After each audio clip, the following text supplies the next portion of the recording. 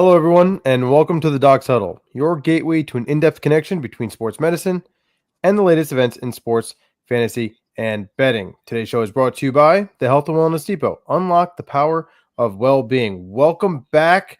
Thank you, everyone, for tuning in. We've been away for just a few weeks as we were traveling and working quite a bit in the clinic. So the show, unfortunately, had to take a small back seat, but we're back and ready at the conclusion of this year's 2024 NFL season.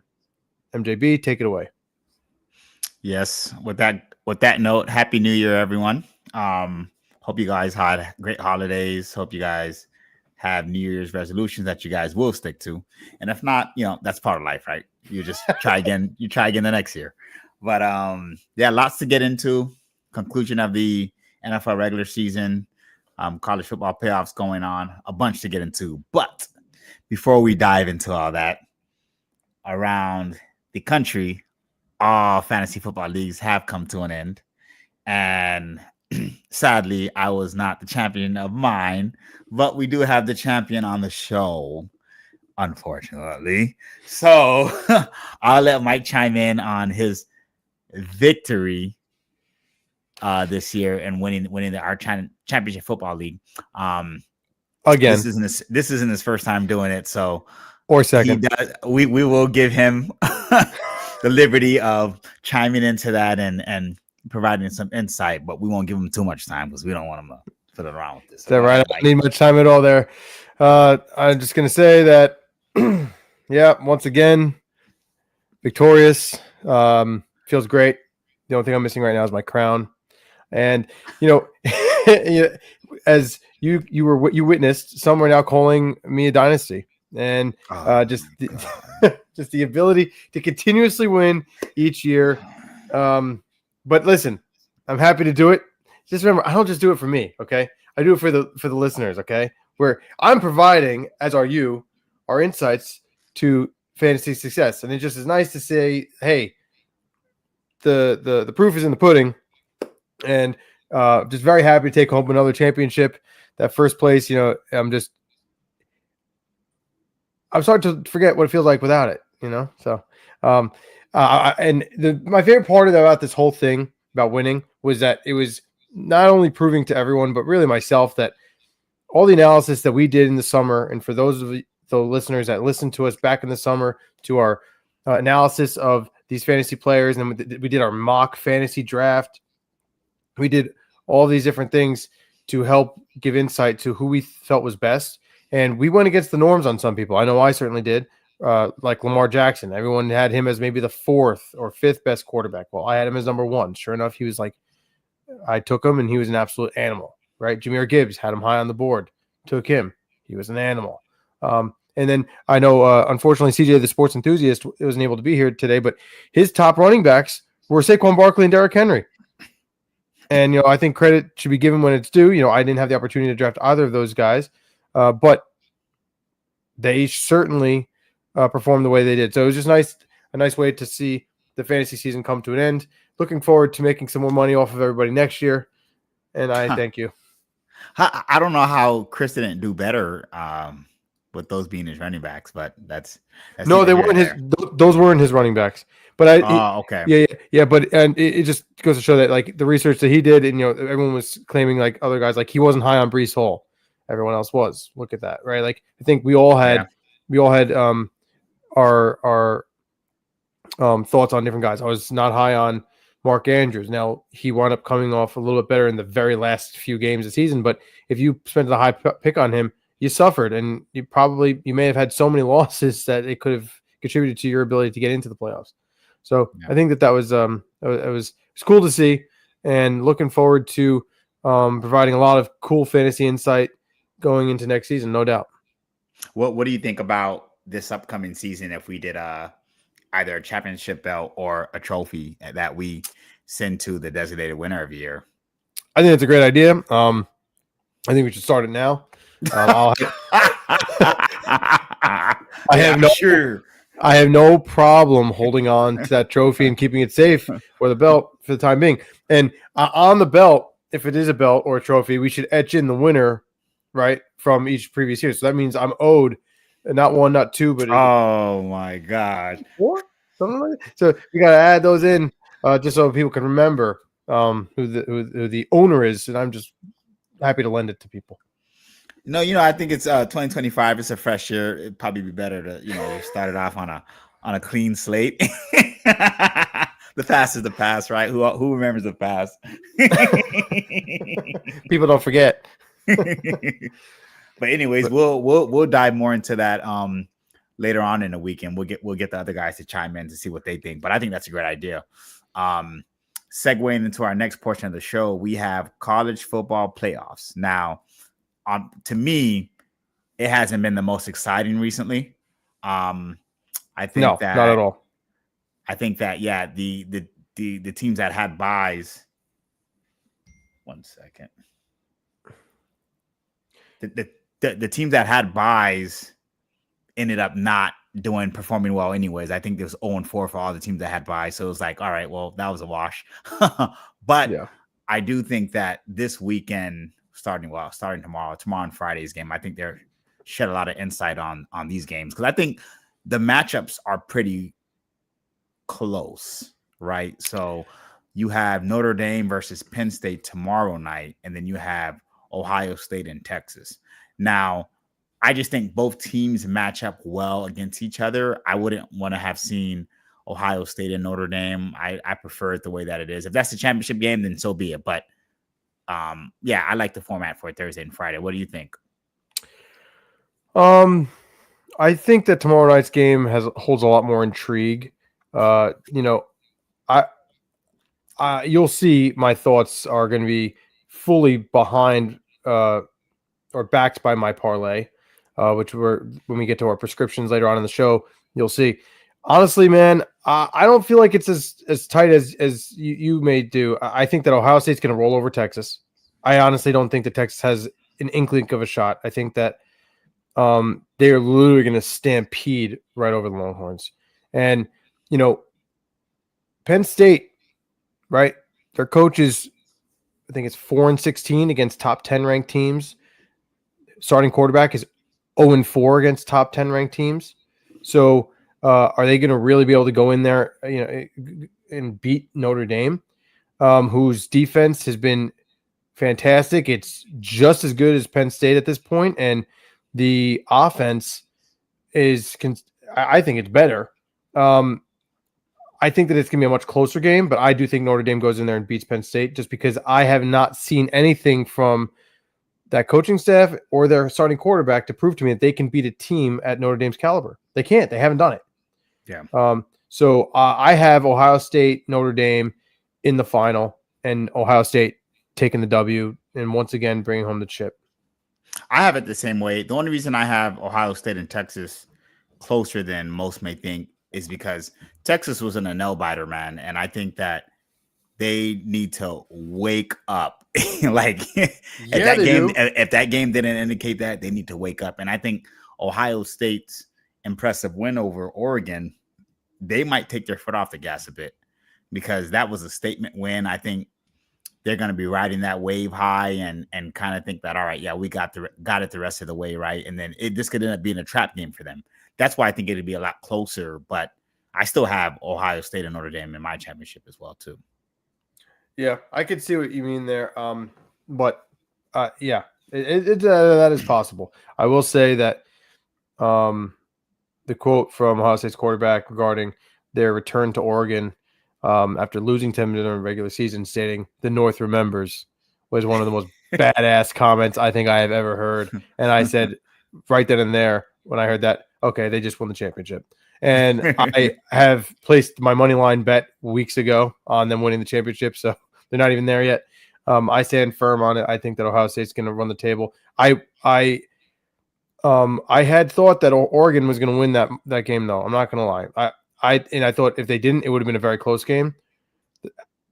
How definitively they beat the Ducks tells me that, and how fantastic the Ducks played all year. Like, they blew out every team except for Ohio State, but they still beat them that they came across. Like, I don't think Jeremiah Smith is untouchable. He is the next coming of Megatron. For those who don't watch college football that are listening to our show, if you have the opportunity to watch Ohio State play Texas, and then as we're predicting Ohio State in the finals, their very, very young wide receiver Jeremiah Smith is going to be the best player in college football for the next few years coming until he goes into the league. You're hearing it here now. The best college football player. Dr. Mike B's prediction. I haven't seen a stud like him since Julio Jones. Like my gosh, that dude. He might be, bro. He might become better. I'm not kidding. Yeah, no, he could be. He's unbelievable. No, he could be. I mean, it's always one of those things because a lot of these guys have the comp of that, but there's no reason not to think that. I hope that we get to see it and he goes on to have a healthy career the rest of Ohio State and when he goes into the league. But yeah, if he was coming out this year, he'd be the top wide receiver off the board, like easily. I think he'd be the number one pick in the draft. Wide receiver at number one, huh? Bro, he's going to be insane. No, I agree with you. Wide receiver at number one. When I see him run his routes, create separation at the size and the speed that he can do it, he is going to be the best player coming. He's going to be the best player in college football next year, period. I'm telling you right now, he's going to be, if he stays healthy, everyone is going to get an opportunity to see greatness. Yeah, that dude's a bad man. Bad man. Transitioning over, we'll segue from college football to the NFL, and we'll talk about this weekend's wild card playoff games. Lots of fun games, man. And I'll tell you, one game that stands out to me this weekend, dude, that people aren't talking much about are the Packers and Eagles game. And the reason Packers and Eagles game. And the reason I highlight that one more importantly is because I feel like the Packers have the talent to lose to anybody, but also have the talent to beat anybody. Like when they're on, they look sensational. Yeah. But when they're not on, it's like, I mean, I'm completely biased here as a Giants fan, but there's been a lot of talk on ESPN radio, and I think it's something that's worth discussing on here. The controversy between sitting Saquon Barkley and not giving him the opportunity to beat Eric Dickerson's record for the rushing title and put his name down in NFL history, a title that has been held for over 40 years. And let's face it, he was playing the New York Giants. There is no way he wasn't getting that title if he had the opportunity to play that game. Oh, for sure. He got benched, and the offensive line and everybody got benched because, God forbid, someone got hurt. That's Sirianni's job. So now he loses the ability to do that because the idea is that that's going to be the answer to helping them get to the Super Bowl. If they lose first round to the Packers and then he didn't give him that opportunity, it couldn't look worse. Yeah, I agree, but still was the right move to make. I wanted it for Saquon. I did too. Especially considering everything that he went through, but you got to pay for a championship. People will knock on it, but at the end of the day, they'd be like, well, I mean, most would have did that same decision, right? To kind of sit him because he's been their workhorse, man. And quite frankly, he does have an injury history. They haven't had that too, and they haven't had a true identity on offense outside of him. Like when the running game is not going, the passing game is not picking up to take off the slack. It's like they really rely on that. So it's like he's a weapon in the pass game and in the running game. Correct. He's not a running back. He's a goddamn weapon. Thank you. Yeah. So, something that the Giants couldn't get through their thick skulls. Okay. And I'm not saying that he would have had anywhere near the production that he had. We know it because they have one of, if not the best offensive line in the league. And the Giants are nowhere near that. But you let the face of your franchise, your identity, all go out the window because you didn't want to pay a running back, and now he's a weapon, and he's literally the face of that organization. Took them to an unbelievable amount of wins, second seed in the playoff. I mean, yeah, you make a good point. I still hope they lose. Now, yeah. Agree. Trust me, I'm not a fan of the Eagles either. But outside of that game, the only other game that I'm really, really excited to see are the Commanders and Rams. I think that it can go either way. It's just all about whoever comes out hot takes that game. they both have had somewhat up and down seasons, but when they're on, it's like, holy crap, this team's incredible. And the Rams as of late have been playing really, really well. So I'm curious to see. That game is going to be intriguing. I think it has the potential to be one of the most exciting games this upcoming weekend. But yeah, what are your thoughts on that game and any of the other ones that may stand out to you, Mike? So, yeah, I mean, I agree. I agree. I think that the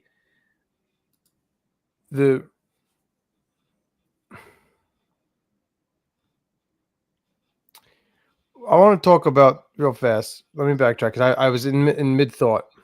Okay. The Bills and the Broncos. This is an interesting one to me because that Broncos defense is playing very, very well. And the Bills the Bills defense, not so much.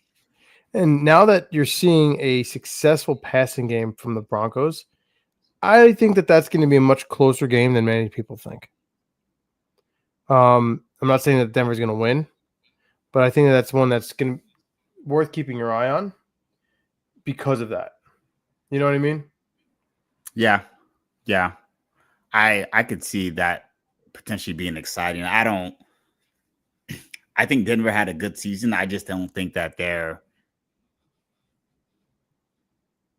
at that level yet. I do like their defense. I think in the playoffs, a lot of those throwing windows shrink, and that's where it's going to become problematic for Bo Nix, right? Even though the Bills defense hasn't been playing phenomenal football, I just think playoffs is a different game. Teams have a year of film on you. They know your tendencies. They know what you like to do well. Windows get smaller. All it needs you to do is make a mistake or two, and the Bills, since they have experience and they've been there, I just don't see it as close as maybe you do, but I could see why you're excited for it because who knows what to expect from the Broncos, right? Right. We don't know what to expect. And I think that that's what makes it a little bit more intriguing. You know what I mean? Yeah. Give me 1 second, Mike. Believe it or not. So that was Bleacher Report providing us with that. They made a mistake on that bracket. So I'm gonna pull up another one because Bleacher Report, I can't believe that they didn't catch it out. I did it literally mid-show. But I agree completely. The other one that I'm interested in, you said was the Rams game. Mm-hmm. Yeah, pardon me as I pull up. I'm going to pull up Prize Picks, the 2024-2025 NFL bracket. Everyone, bear with me as I do this. Dum, dum, dum, dum, dum, dum, dum. Dum, dum, dum, dum, dum, dum. Bad Boys reference. Legendary show. For those who haven't seen it, go see it. All right. So I apologize for that. So, the other one we were talking about was the Rams, right? So the Rams with Matthew Stafford, that's going to be an interesting matchup against the Vikings. I think that we talked about it before the show started.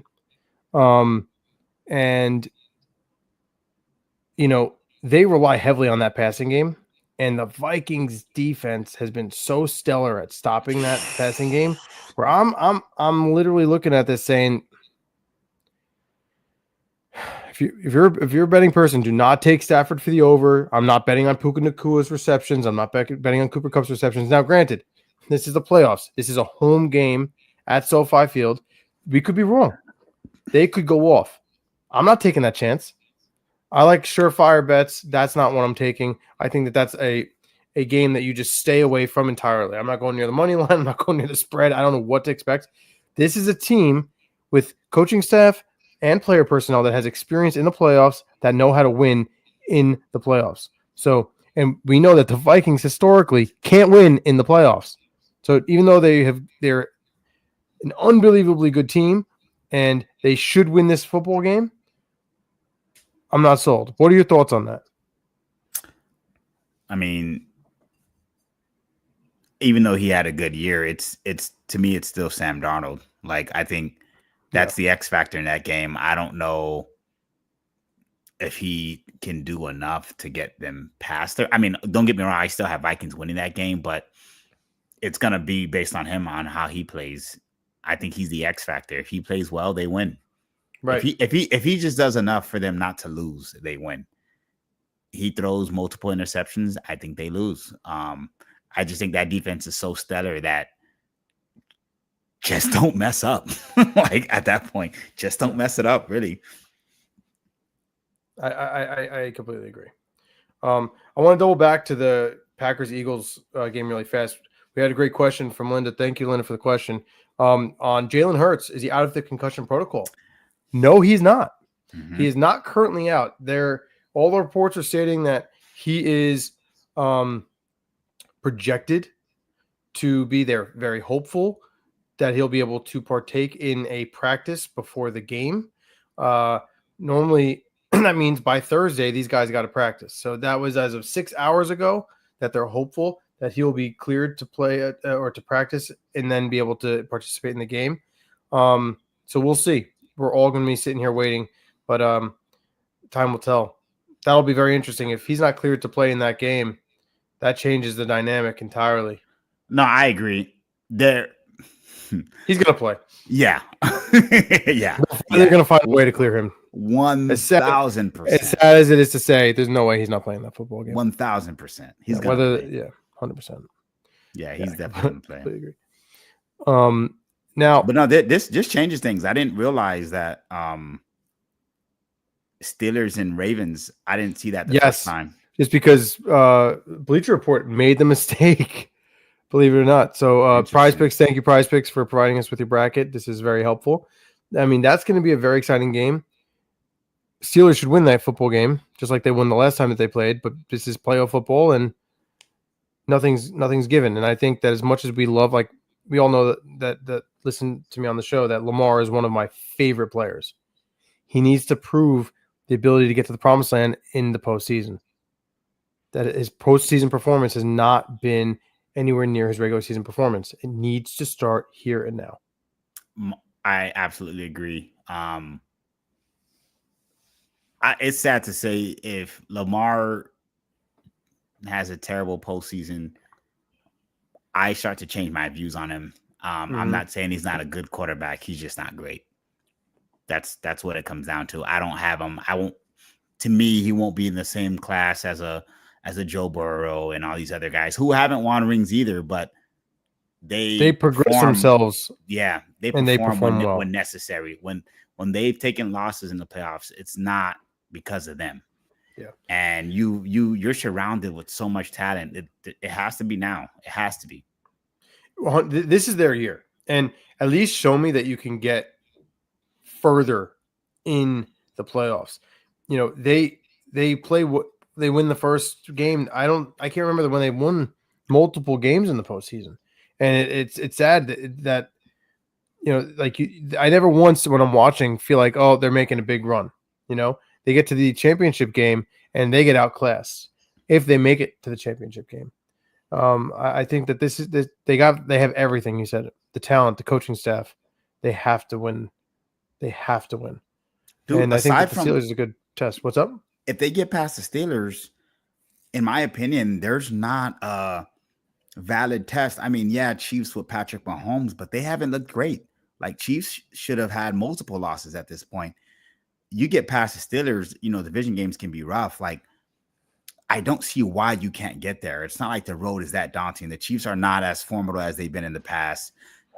Bills have their flaws, which you've mentioned, and every other team after that is in no comparison to the Ravens. So I can't imagine if they get past this game why that tends to be the issue. You know, why you can't perform to get to the Super Bowl. This has the writing on the wall for a storybook type of AFC playoff picture. The whole, is it Josh Allen? Is it Lamar Jackson for the MVP? Well, guess what? Right here and now, there's no excuse. The Bills and the Ravens should see themselves in the AFC Championship game. Yeah. Okay? Yeah. They should. The Bills have played fantastic. They should finally have the Chiefs number and finally beat them. And, the Ravens beat the Steelers. Okay, now you'll again see in my prescription parlay soon enough, Chargers are going to roll over the Houston Texans. Okay, they move on. And I think that John beats his brother Jim. Jim had a fantastic rookie season or, first year head coach season with the Chargers, bringing them to the second round, the divisional round of the playoffs. And then he's going to lose to the Ravens, who are just a better team. And then he makes it to the championship game. And then I want to see Lamar perform. Yeah. Even if they lose, at least put on a show. Yeah. Yeah. So, yeah. I agree.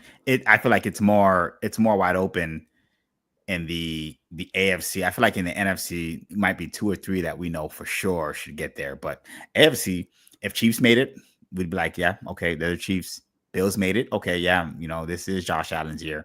Lamar made it. All right, we're pushing the needle forward. Hell, if the Steelers made it, we wouldn't be shocked, right? But like in the NFC, I'm like, I see it top heavy, Eagles, Lions, and then it's maybe for like the rest of the pack, depending on what happens there. I honestly think after those two, man, Packers have so much talent, dude. Like I said, they can beat anyone, but they can lose to anyone too.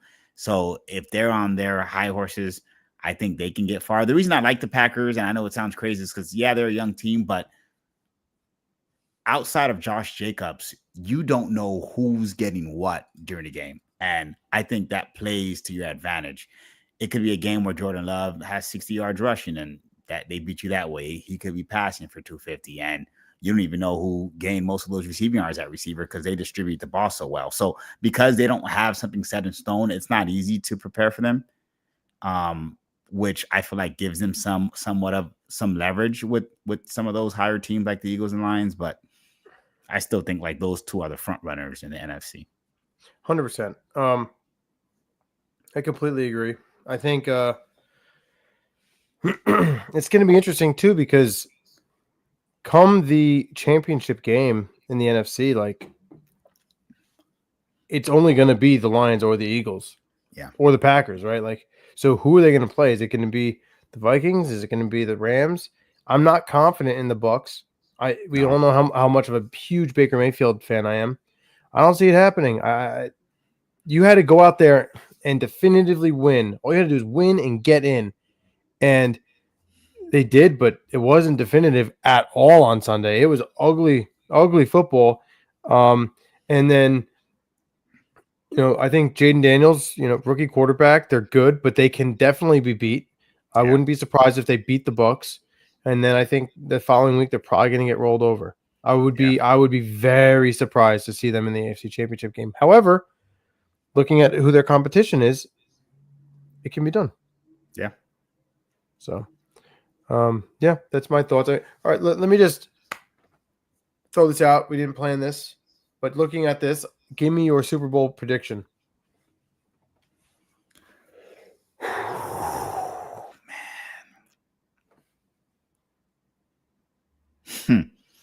I'm gonna give you, if I may, I'm gonna give you what my brain's telling me and what my heart wants.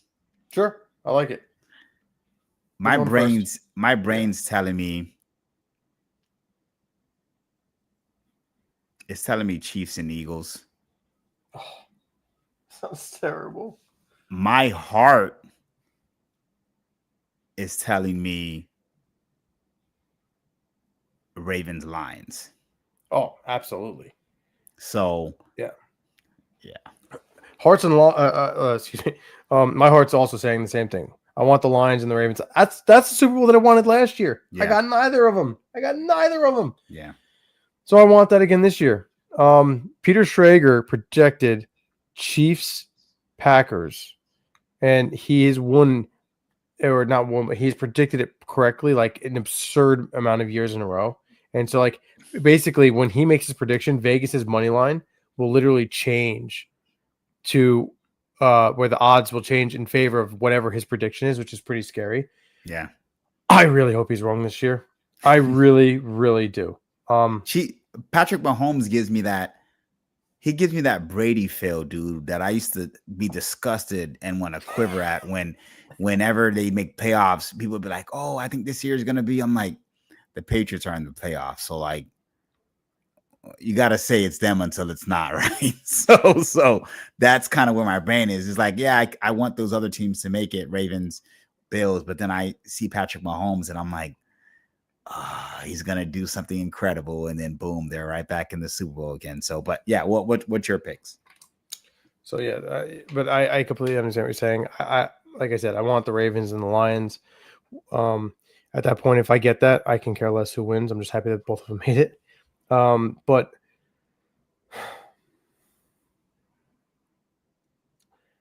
looking at it now on the spot, not preparing for this, I'm a guy where I want to be proven that something can be done. And the Bills haven't proven to me that they can do it. Lamar hasn't proven to me that he can do it. I want both of them to do it. So where does that leave us? We're stuck. We're stuck with the damn Arrowheads back in the Super Bowl, dude. Dude, It's I hate brutal. that for us. It's brutal. I mean, like, man. someone step up and help us out. Help us do something good for us. Yeah. So I think like everyone's like, oh, be rooting for the dynasty. You want to see the dynasty, 3 wins in a row for the first time. Like, I'm over that. Like, I want to see other teams that, like the Lions, who've never even been there, right? Like, but yeah, I see the Chiefs and I see the friggin' Eagles. Yeah. And it's Chiefs repeat.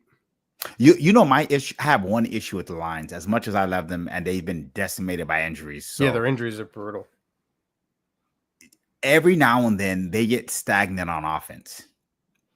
Yeah. And they're relying on some creativity by the OC to pick it up. And that kind of worries me. Like, and it'll be against teams. I'm like, you really need trick plays to beat this team? Like, you know what I mean? Like, I'm like, I don't know if they're losing gel or they're just not as creative with their, base formations. But every now and then I'm like, man, if they're not connecting with Jamison deep, they're kind of easy to figure out. And yeah, that worries me somewhat. Yeah. I agree. I think that the problem is right now that they have to heavily rely on outscoring their opponent. Yeah. What I mean by that, because everyone's like, obviously you have to outscore your opponent to win. What I mean by that is you can't rely on their defense because of the amount of injuries that they've sustained on defense, which means that if they can't score and score a lot, that's an issue. However, I think that is a good segment to lead into our next conversation, because what might help them with scoring is the potential return of David Montgomery. So there is talk of the return of David Montgomery. And I think that that's a good way to bring in the doctor's rounds, where not too many relevant injuries. We talked about Jalen Hurts and his concussion and the hope to come back, but there wasn't too much to discuss other than we still don't know. We're waiting to see if he can clear concussion protocol. However, with David Montgomery, he sustained the MCL sprain, and that can sideline someone for the entire season, 4 to 6 weeks. It depends on the severity of the injury. So, did you want to explain a little bit more about what that might entail? Yeah. So I'm going to pull up an image. MCL ligament that runs on MCL, meaning medial collateral ligament, right? So this here is an image of someone's right knee, okay, where the arrow's pointing, that ligament that runs from the top of the femur down to the tibia. There is that MCL, that's your medial collateral ligament, and it provides stability to the medial aspect of your knee. As when you're doing movements where a player is kind of pivoting, cutting, if this is his right knee, cutting to the left, or doing jump cuts and things like that, it helps to provide stability to that portion of the knee. Again, the severity of the injury actually matters, because if it's something that's minor, you can easily provide support to that knee by adding some sort of brace. We all know that these players are aiming to play, so they'll do whatever it takes in terms of trying to manage the pain through whatever medicine or treatment that they're going to take. So it all just depends. If it's worse than that, then it's a possibility they try to, play around with the injury report and say that he's further along to change the game plan for the other team, but actually try to push it back a further week. So a lot of factors go into it. But yeah, I think if he comes back, that'll be a huge boost because now you have your two-headed monster back and you can decide however you want to use them. 100%. And to go off a little bit more on like what you're explaining. So normally when there's this MCL injury, just like any ligament that is sprained, right, or torn, you're going to have grade 1, grade 2, grade 3. And then with this grading system, the grade 1 means that there's micro tearing. It's a minor sprain. This is one where we're more than likely going to see this player return without surgical intervention. It could be 4 to 6 weeks. If it's really minor, maybe even less. And doing rehab, like you said, if taping, bracing is one thing that this athlete can use when going on there, what we're going to do in the rehab process is we're going to strengthen the muscles that are going to cross that joint. So we have adductor muscles that are lining the inside of the knee that are going to come down and cross that joint. And by strengthening up those muscles and coordinating those muscles very well and further improving the athlete's ability to absorb forces and then push off the leg and propel forces without having an aberrant load or torque at the knee, we can refine their motor movements to better help them take some strain off of that area. And with that and the addition of the stability from the muscles that are helping support the MCL and training that, we can try to jumpstart them to being able to get back to care. Now, the biggest thing is doing all that is fine and dandy. Where you're going to run into some issues is making sure that you're training the velocity and the speed component. So after you build them back up, you can't just say, okay, you don't feel pain anymore, go ahead and go back in. And then they make one cut. Now it's all over again. You need to start to implement some of the ability to dynamically stabilize that knee at higher speeds that will replicate some of the motions that he's going to need to do on the field. Because if not, then his body's not ready for it, and then that can set him back. So that sometimes takes time. And that's why I brought that up, because that's where, if you go to an orthopedic physician and they're like, yeah, 2 to 4 weeks will be okay. That might be, because it's a grade 1 minor MCL sprain. But if you see these guys that are just not returning, there may not be an operative patient, but they're just not coming back after 6 weeks. Well, are they still symptomatic, or are they able to provide that level of stability with cutting at increased speeds? And that's the biggest thing. And there's no way for Dr. MJB and I to tell you where David Montgomery is on his ability to do those types of things. But I will say this: if he has a semblance of the ability to do such a thing with little to no pain, and he's not necessarily compromising his ability to further tear his MCL, he will be playing the divisional round for the Lions. There is no doubt about it. And one other caveat to consider too is his David Montgomery's playing style. Yes.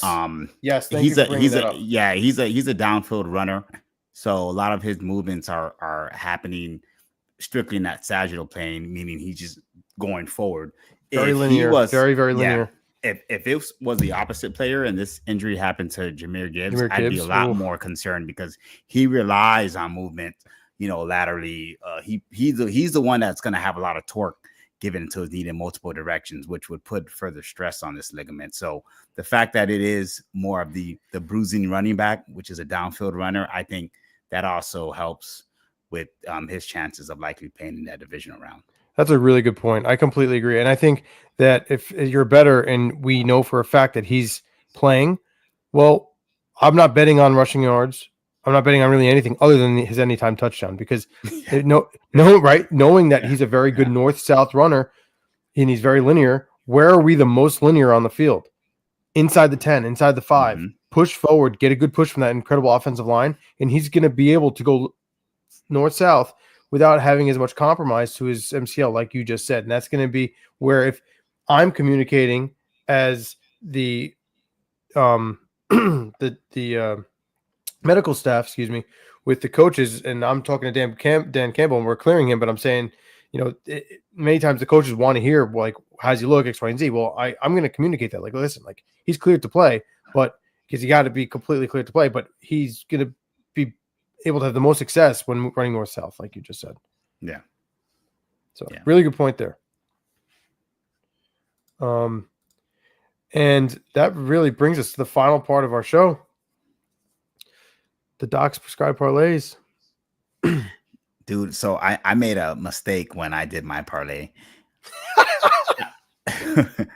it never sounds good when someone starts with it that way, but no. The legs that I chose were appropriate. Those are the ones I wanted. The amount I left on the table, and I didn't realize until afterwards until I picked it. So these are things that can happen. Like I ended up choosing flex pay, and I'll explain what that is in a second. But I bet $25 to win a $300 payout. It's a 5-leg parlay. And it is as follows: Isaiah Likely for essentially 26.5 receiving yards or more. Jordan Love, 5.5 rushing yards. Hell, I can't see why you can't get that. I just run once, slide, and we're good. Like, but the problem comes in is because they do subtract. Do they subtract his yardage when he gets sacked? No. Okay, perfect. So that works. All right. So then going on to the next person, Joe Mixon. Come on, man. 1 receiving yard, dude. I don't even care if you get half that yard. You got me my points. Okay. Mark Andrews has had a touchdown in each of the last receiving yard. That's the most prize picks thing I've ever seen. Sorry, continue. You can't find that. I was like, what? Half a receiving yard. I mean, just get the ball in full forward. You don't have that in some of these other sports books. But anyway, sorry, continue. That's awesome. But there is a caveat to that. That's half a receiving yard in the first quarter. Yeah, so it's not as easy as it may seem, but my goodness, man. Quick dump off, get a yard, we're good. Mark Andrews, 1 touchdown for the game. He's had a touchdown, I think, his last 7 games. So I can't see why. He's been hot, there's no doubt about it. Yeah, I can't see why that won't continue. Only problem is that it's a divisional game, and you know how that goes. Sometimes you rely on players who aren't as productive since teams won't expect it. And then I have Matthew Stafford for 1 receiving yard, 1 rushing yard, and that's just for the game. So I don't care when you get it, just get the damn yard. 1 QB sneak, bro. That's it. It's QB sneak. That's it. Little tush push. I think a lot of this is standard to happen. Now, when I originally chose this, they had a flex pay option and they had a standard option. So I didn't realize the flex pay option. I was under the assumption that, if it's supposed to be if 3 out of the 5 perform well, I still get a payout. I didn't realize the payout was only $10. If that was the case, I would have never chose that route, because if I would have went on in 5 for 5, the payout would have been 500, not 300. So either way, made the mistake. Don't make the same mistake I did.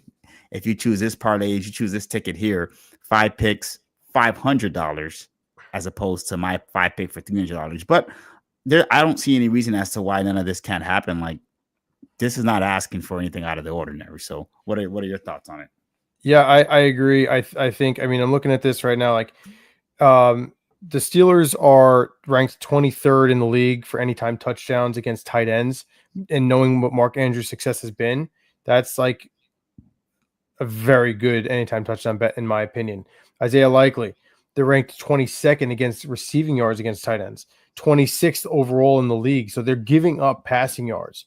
I think that these are things that are going to have a great shot at hitting, especially because you and I both know you don't bet on Ravens receivers. You don't do it. So what do? We're going to bet on the tight ends, and we like that. Right. Colin had a great comment. Thank you, Colin, for commenting. He agrees that if the pass rush is decently good, that 0.5 yards is going to hit. Just fall forward, from the line of scrimmage to avoid a sack, and you're going to hit. You know what I mean? That's it. So I completely agree. I like this. I'm a fan. I'm a fan of this. I think that they got to make sure that they get Joe Mixon the ball. They do. Like you hit. Like he needs to be involved in that offense. Yeah. Don't you agree? Yeah. And dude, it's lower risk, high reward for this kind of parlay, because you tell me these 5 things that should happen and you get $500, and we all know your boy is a betting man. So if we can make this happen, punch this ticket in if you use Prize Picks. That's it. I like it. I do. I like it. And Joe Mixon, I just want to add, he's been receiving. It hasn't been great, right? Guess what? It's been way more than 1 yard. So I think that with the pass rush coming from the Chargers, like this is something that, again, a nice check down is definitely likely to hit. I like this a lot. Go take it. Prize Picks, that's where it's at. The legend, well done. I'm going to throw up mine now. Okay. Mine's a combo. Season's running out. We got to do everything we can to try to get these people their money. Can't hold anything back now.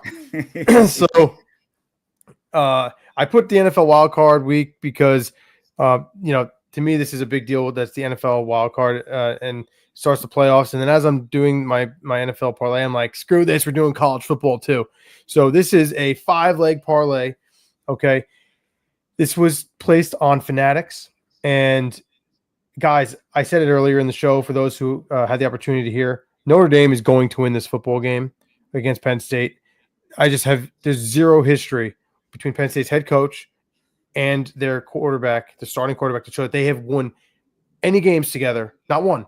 The two of them in tandem have not won a single game together, okay, against a top 10 opponent. With that being said, the head coach has only won 3. I double-checked myself, only 3 games against a top 10 opponent ever as the Penn State head coach. It will not happen against the best Notre Dame team we have seen really in the last, I don't know how many years, really, since we've been old enough to really watch and enjoy. This is better than the Brady Quinn teams back in the day. Like this is a very good football team. So I take them -1.5 spread, no problem. Ohio State money line, guys. Texas is not beating Ohio State. I said it earlier. It's not happening. Okay, the North remembers. Ohio State will be in the college football final. Okay, I took them for the money line here. If you want to make a little bit extra cash, it's -2.5, -5.5 money line. I took an alternate spread as well, so you can do the alternate at -2.5. Let Ohio State, God forbid, they have an issue. They can, and this goes into overtime or something severe. Field goal wins it. Play it safe at -2.5, and the payout's still great. So you make even more money than the 145. Cortland Sutton, guys, 50 receiving. I mean, we could do this. He's the number 1 target. The Bills secondary, not very good. The connection between Bo Nix and Cortland Sutton is better and better. It's 50 receiving. Okay, he's -350 for the 50+ receiving. It should happen. Yeah. Bucky Irving, another one. Bucky's going to get it done on the ground. Okay, I think what we witnessed this past week is that the Bucs really do need to rely more on their running game, right? You can't just rely on Baker is fantastic, but they need to be able to run the ball as well. And looking at Bucky, he's got like a fantastic matchup, okay, going up against Washington's defense. They're ranked 29th. Okay, that's the 3rd worst in the league in giving up rushing yards to running backs. Okay, Bucky Irving, he's projected to get 90 yards this week. Okay, so that's what the line is. I got him for 65 alternate rushing. That should be a guaranteed hit, unless God forbid an injury occurs. That should be great. And then lastly, you're like looking at the Chargers at -2.5 spread over the Houston Texans. Guys, this isn't last year's Texans. Okay, they're in the playoffs because they're in a terrible, terrible, terrible, terrible division. Terrible division. Okay, so they're there for that reason.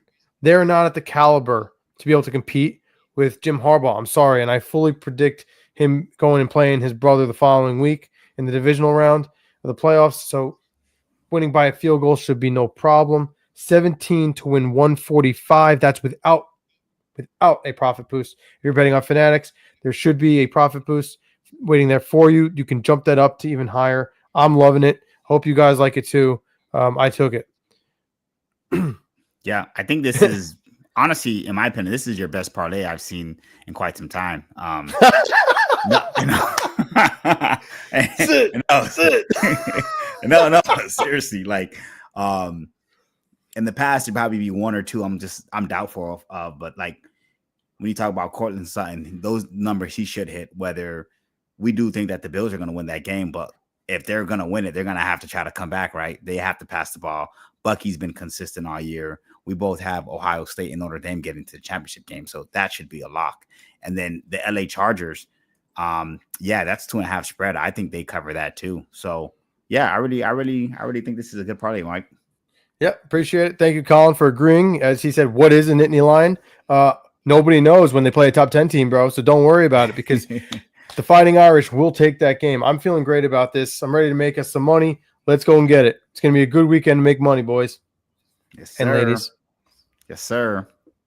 So that is our final prescription for the day. We want to thank everyone for coming out to today's show of the Doc's Huddle. We missed you guys as we were gone, like I mentioned, for the past few weeks as we were traveling and working a ton of extra hours.